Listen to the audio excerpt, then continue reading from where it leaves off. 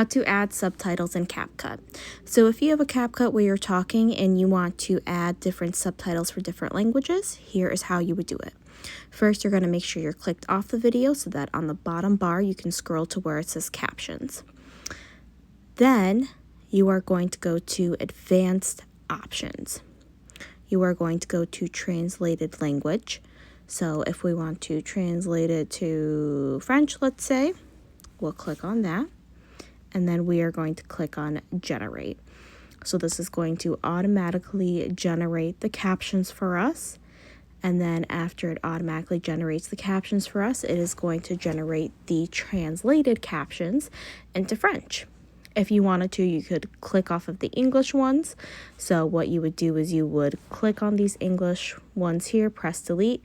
That way you are left with just the French captions or subtitles.